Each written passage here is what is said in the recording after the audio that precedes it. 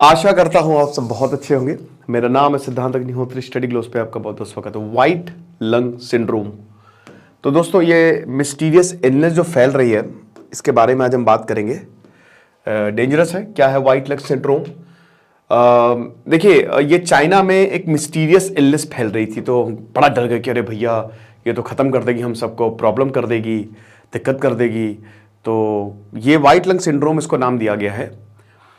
और देखिए, ये निमोनिया का ही टाइप है। लंग्स जो होते हैं वो क्या करते हैं, वो आपको सांस लेने में मदद करते हैं। ऑक्सीजन और कार्बन डाइऑक्साइड का आदान प्रदान आपके फेफड़ों में होता है। तो राइट और लेफ्ट लोब होते हैं, ठीक है, लंग्स के, एक राइट और एक लेफ्ट, और एक प्रॉपर एक ट्यूब जाती है। ट्यूब फिर फर्दर डिवाइडेड है।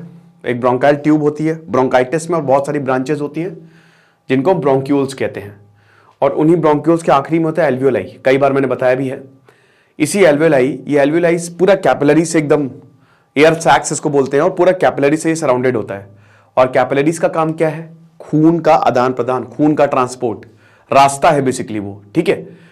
तो अब वहीं से कार्बन डाइऑक्साइड आता है, सॉरी ऑक्सीजन आता है, और कार्बन डाइऑक्साइड जो है वो जाता है। तो ऑक्सीजन जब आता है तो वो फिर पूरी बॉडी में फैल जाता है। अब होता क्या है कि मान लीजिए कि जब कोई बैक्टीरिया या वायरस आता है, ठीक है, तो बहुत सारे सिलिया होते हैं। सिलिया वैसे ही जैसे आप खांसते नहीं हो, एक घास का मैदान आप समझ रहे हो, तो बहुत सारे वायरस में फंस जाते हैं, तो खांसी आते हैं, अपने आप निकल जाते हैं। लेकिन कुछ वायरस जो होते हैं, बैक्टीरिया जो होते हैं, वो इन्वेड कर जाते हैं, और वो जब अंदर घुस जाते हैं, तो अब जब अंदर घुसेंगे तो भाई आपका तुरंत जो इम्यून सिस्टम है वो रिस्पॉन्ड करेगा कि कोई आया है, देखो कौन है। तो जैसे इम्यून सिस्टम रिस्पॉन्ड करता है, आपका जो जगह है ना, मतलब जहां से गैसेस का एल्वियोली में आदान प्रदान हो रहा है, वहां पे म्यूकस भर देता है वो, मतलब इन्फ्लेम हो जाता है, इन्फ्लेमेशन हो जाता है। अब इस जब इन्फ्लेमेशन होता है तो जाहिर सी बात है रुकावट आ गई, तो सांस लेने में इसीलिए दिक्कत होती है, कफ आता है, और ये बहुत ज्यादा जब हो जाता है तो सिचुएशन काफी डेंजरस हो जाती है। तो बेसिकली आपका इम्यून सिस्टम ही है जो आपको प्रोटेक्ट कर रहा है, लेकिन वो डेंजरस भी हो जा रहा है। तो ये पूरा का पूरा ऐसे काम करता है। और व्हाइट लंग में व्हाइट पैचेस देखने को मिलते हैं, इसीलिए नाम दिया है। निमोनिया का ही एक टाइप है, और निमोनिया पहले माइल्ड निमोनिया था, ठीक है। और अब देखिए, निमोनिया के जो सिम्टम्स होते हैं ना, सर्दी खांसी जुकाम जैसे होते हैं। आपको शायद पता भी नहीं होगा, इसकी वैक्सीन भी अवेलेबल है, और इसमें तो माइकोप्लाज्म निमोनिया, ठीक है, इसकी वजह से तो ये हर जगह फैल रहा है। भी अमेरिका में फैला भाई, यहां तो 7-8 हजार केसेज आए चाइना में, नॉर्दर्न चाइना में। अब ये फैलता है, अगर आप खांसेंगे, कोई अगर आपके पास है, नाक पे चला गया, मुंह में चला गया, तो उसको भी हो सकता है। तो दूरी तो बनानी है। बच्चों में ज्यादा होता है निमोनिया, क्योंकि बच्चों का इम्यून सिस्टम थोड़ा कमजोर है। सर्दियों में हमको बीमारी ज्यादा होती है, क्योंकि सर्दियों में हमारा इम्यून सिस्टम कमजोर हो जाता है। लेकिन आप कमजोर नहीं पड़ेंगे, क्योंकि हमारा शानदार लिमिटलेस लीडरशिप का कोर्स आप जरूर अवेल करें। 300 रुपए का है, 1.5 किताबों का रिव्यू, आपको बहुत ज्यादा फायदा होगा। चलो, तो ये जो व्हाइट लंग सिंड्रोम, ये अभी अमेरिका के ओहायो में पाया गया, ठीक है। बच्चे जो है वो बीमार हुए। अब भाई अगर ऐसा है तो ये एपिडेमिक तो रहा नहीं, तो पैंडेमिक हो गया। ये अगर पूरी दुनिया में, अमेरिका में अगर फैल रहा है, अमेरिका में बहुत सारे बच्चे ओहायो में बीमार पड़े, तो कोविड-19 को भी हमने शुरुआत में ऐसी अनदेखा किया था, और उसके बाद कोविड ने ऐसी बैंड बजाई कि 2 साल तक अभी भी हम रिकवरी फेज में हैं। तो चाइना ने बोला कि भाई देखो, ये बहुत सारे पैथोजेंस जो है वो घूम रहे हैं, ठीक है। बेसिकली माइकोप्लाज्मा निमोनिया है, यही बैक्टीरिया होती है। यही बैक्टीरिया जो है वो बड़ा डेंजरस, वो प्रॉब्लम करती है। बट ओहायो में हेल्थ अथॉरिटीज ने बोला है कि यहां पे जो केसेस मिले हैं ना, तो जो भी केसेस हैं वो उनका चाइना और जो यूरोप में, अच्छा यूरोप में भी कुछ इंफेक्शंस हैं, ठीक है, यूरोप में भी निमोनिया के इंफेक्शंस हैं। तो इनका चाइना और यूरोप से कोई लेना देना नहीं है। मतलब चाइना में अलग, यूरोप में अलग, और अमेरिका में अलग। यानी कि जैसे मान लीजिए कि अब अगर कोविड है, कोविड फैला, तो वो सेम पैटर्न देखने को मिला ना, सेम वायरस था। यहां पे जो इधर निमोनिया है वो अलग है, और जो चाइना में है तो जाहिर सी बात है वो चाइना से नहीं आया है। लेकिन ये बहुत, क्योंकि अभी पिछले 3 सालों में निमोनिया के इन्फेक्शंस काफी कम थे। ये आपको पता है, अमेरिका की 50 स्टेट है, उनमें से है ओहायो, और ये जो आपको रेड में दिख रहा है ना, यहां पे ही काफी निमोनिया की रिपोर्ट्स आई हैं। तो अगर हम बात करते हैं, तो अभी 3 साल में बहुत ज्यादा निमोनिया के केसेस नहीं आए, लेकिन एकदम से हमने इसमें राइज देखने को मिला है, ठीक है। क्या होता है व्हाइट लंग सिंड्रोम, कैसे बचे इससे? बचने का एक ही तरीका है, वैक्सीन लगवाओ। वैक्सीन लगवाई, निमोनिया की सभी वैक्सीन लगवाते हैं। एक बार आपको निमोनिया हो गया तो वैसे भी आपको इम्यूनिटी मिल ही जाती है, और सर्दी जुकाम तो पारिवारिक बीमारी होती ही रहती है।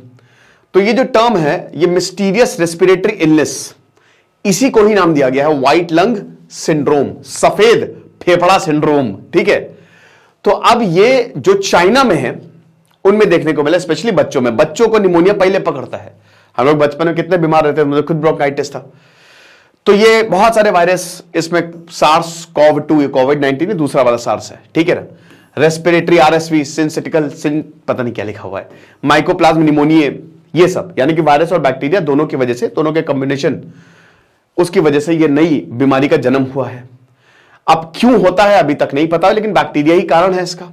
नया डिजीज है ये, ठीक है, मतलब सॉरी, नया डिजीज को नहीं कंसिडर किया जाता है, क्योंकि अभी तक कोविड-19 को हमने भूले नहीं है। कोविड-19 भी एल्वियोलाई को ही अटैक करता था। देखिए लंग्स, मतलब जो इन्फ्लुएंजा या रेस्पिरेटरी, ये बड़े डेंजरस होते हैं। जो रेस्पिरेटरी इलनेस होती है, ये जो इन्फ्लुएंजा टाइप बैक्टीरिया होते हैं ना, ये बड़े डेंजरस, क्योंकि ये सीधा आपके फेफड़ों पे अटैक करते हैं।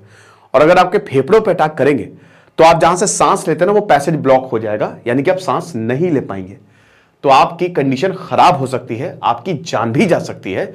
लेकिन ये एक्सट्रीम केसेस में होता है। कोविड क्या करता था? कोविड आपके एल्वियोलाई, उसका जो स्पाइक प्रोटीन होता था, कई बार अब तो आपको याद ही हो गया होगा, स्पाइक प्रोटीन जो है वो ACE2 रिसेप्टर से चिपक जाता था। यानी कि ACE2 रिसेप्टर एक ताला था, स्पाइक प्रोटीन एक चाबी थी। ये ताला, ये जैसे ही चाबी ताले में गई, अब क्योंकि एल्वियोलाई में ACE2 रिसेप्टर्स पाए जाते हैं, तो जैसे ही कोविड का स्पाइक प्रोटीन इससे इंटरैक्ट करता था ACE2 रिसेप्टर से, वो अपना सारा जेनेटिक मटेरियल जो है वो छोड़ देता था। और जैसे ही उसने जेनेटिक मटेरियल छोड़ा, आरएनए छोड़ा, तुरंत बाकी सेल को बोलता था कॉपीज बनाओ, ठीक है, फोटोकॉपी बना बना के वो पूरे बॉडी को इन्फेक्ट कर देता था। और इसमें भी यही होता है, निमोनिया में भी आपका जो ब्लड है वो इन्फेक्ट हो गया और वो पूरी बॉडी में फैल गया। तो इसीलिए बड़ा जरूरी है कि आप वैक्सीन लगवा के रहें, ठीक है। तो जब भी आप एक्सरे या सीटी स्कैन को देखेंगे तो आप देख सकते हो ना, आपके लंग व्हाइट टाइप के हो गए हैं, सफेद पैचेस आपको देखने को मिले हैं। ये वो पैचेस है जहां पे आपको बैक्टीरियल इंफेक्शन ज्यादा देखने को मिला है। तो ये यही बताता है कि जो आपके लंग्स में एयर है वो क्या है, कि मतलब वो एक तरीके से ब्लॉक हो गई है, और जहां पे इन्फ्लेमेशन होता है या फ्लूइड का कलेक्शन होता है वो व्हाइट है। यानी कि ये वाला जो जहां जहां पे व्हाइट है ना, वहां पे इन्फ्लेमेशन हो गया है, ठीक है। तो ये बैक्टीरिया या फिर वायरस की वजह से होता है। साइंस क्या भाई? सर्दी जुकाम, बुखार, कफ आना, यही सब। और एक्सट्रीम केसेस में तो सांस लेने में भी प्रॉब्लम आती है। जैसे हमारे रवि सर थे, उनको भी निमोनिया हो गया था। खैर उनको तो स्नोफीलिया है, बट वो भी एक टाइप ही है उस तरीके का।